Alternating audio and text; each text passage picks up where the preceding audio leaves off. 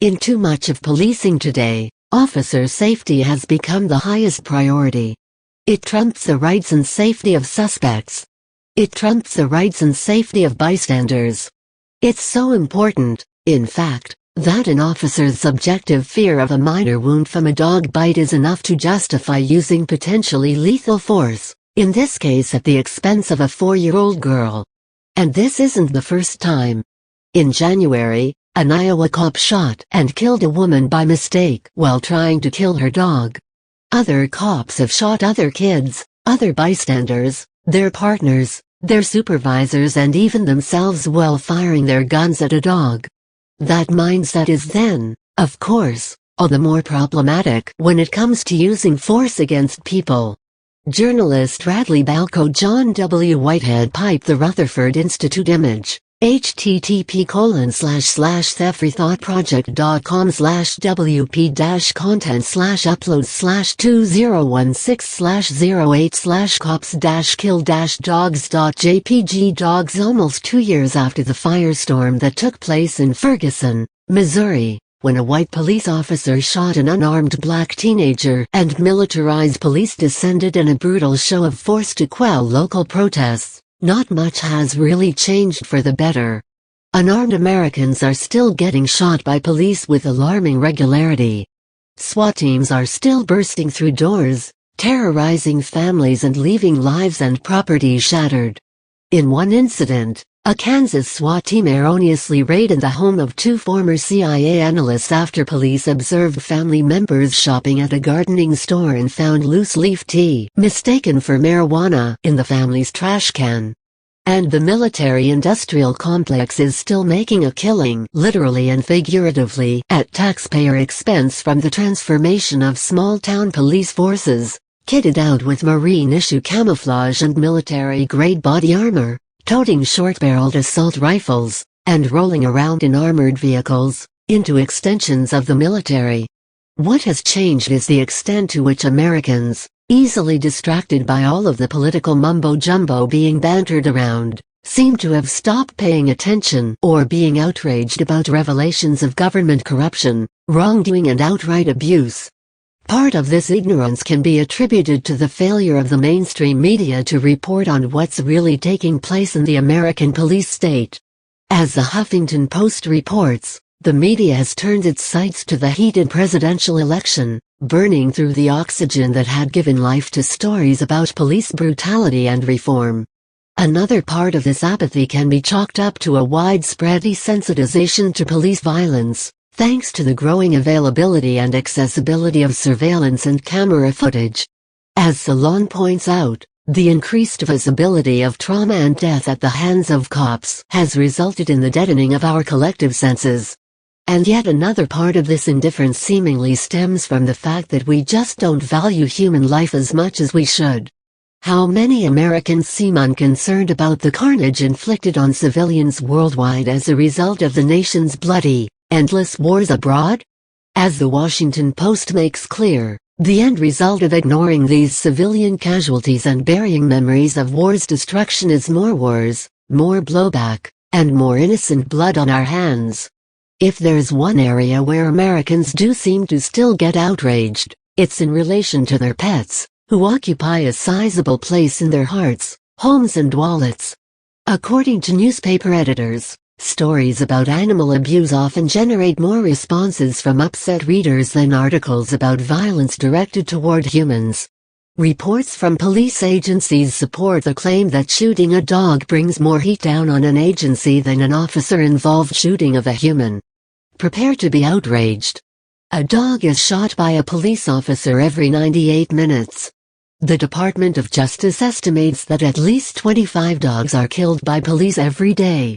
The PuppySig database project estimates the number of dogs being killed by police to be closer to 500 dogs a day, which translates to 182,000 dogs a year. Because not all police departments keep track of canine shootings, these numbers vary widely.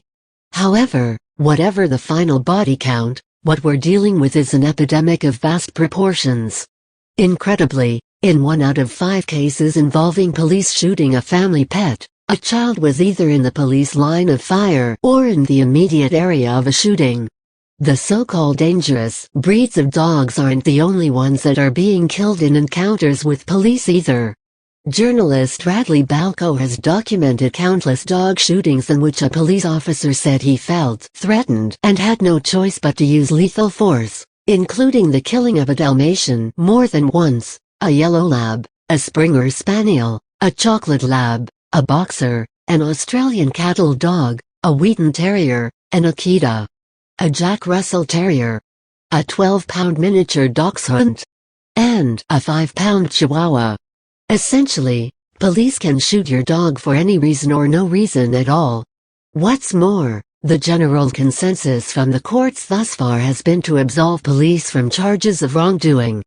Conversely, while police routinely receive little blowback for shooting family pets, shooting a police dog can land you in just as much trouble as if you shoot a human being. For instance, a teenager who shot and killed a police dog received a 23-year prison sentence. Outraged yet? Not to worry. I'm just getting warmed up. Spike, a 70-pound pit bull, was shot by NYPD police when they encountered him in the hallway of an apartment building in the Bronx. Surveillance footage shows the dog, tail wagging, right before an officer shot him in the head at point-blank range. Arzie, a 14-month-old Newfoundland, Labrador and Golden Retriever mix, was shot between the eyes by a Louisiana police officer. The dog had been secured on a 4-foot leash at the time he was shot. An independent witness testified that the dog never gave the officer any provocation to shoot him. 7. A Saint Bernard, was shot repeatedly by Connecticut police in the presence of the dog's 12-year-old owner. Police, investigating an erroneous tip, had entered the property, without a warrant, where the dog and her owner had been playing in the backyard, causing the dog to give chase. Duchess, a 2-year-old rescue dog, was shot 3 times in the head by Florida police as she ran out her front door. The officer had been approaching the house to inform the residents that their car door was open when the dog bounded out to greet them. Yana, a 10-year-old boxer, was shot 3 times by Georgia police after they mistakenly entered the wrong home and opened fire, killing the dog, shooting the homeowner in the leg and wounding an investigating officer. Peyton, a 7-year-old black Labrador retriever, and 4-year-old Chase, also a black lab, were shot and killed after a SWAT team mistakenly raided the mayor's home while searching for drugs. Police shot Peyton 4 times. Chase was shot twice, once from behind as he ran away. My government blew through my doors and killed my dogs. They thought we were drug dealers, and we were treated as such. I don't think they really ever considered that we weren't, recalls Mayor Chaikalvo, who described being handcuffed and interrogated for hours, wearing only underwear and socks, surrounded by the dogs' carcasses and pools of the dog's blood.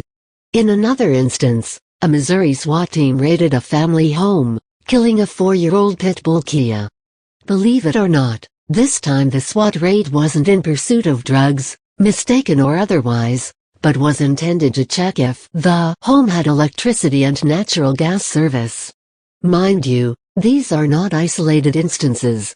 There are websites, community action organizations, and Facebook groups that do nothing but publicize dog shootings by police, and there are a lot of them. One filmmaker, Andrea B. Scott, has even put together a documentary to raise awareness about the epidemic. Clearly, our 4-legged friends are suffering at the hands of a police state in which the police have all the rights and the citizenry and their civilian dogs have little to none. As always, we have to dig down deep to understand why is this happening. Are family dogs really such a menace to police? Are law enforcement agents really so fearful for their safety, and so badly trained, that they have no recourse when they encounter a dog than to shoot? Finally, are police shootings of dogs really any different than police shootings of unarmed citizens? First off, dogs are no greater menace to police than they are to anyone else. After all, as the Washington Post points out, while postal workers regularly encounter both vicious and gregarious dogs on their daily rounds, letter carriers don't kill dogs, even though they are bitten by the thousands every year. Instead, the Postal Service offers its employees training on how to avoid bites. Second, these dog shootings epitomize a larger, societal problem with law enforcement agencies prioritizing an officer safety mindset that encourages police to shoot first and ask questions later. We'd have a lot fewer police shootings of dogs and unarmed citizens if police weren't quite so preoccupied with officer safety at the expense of all else.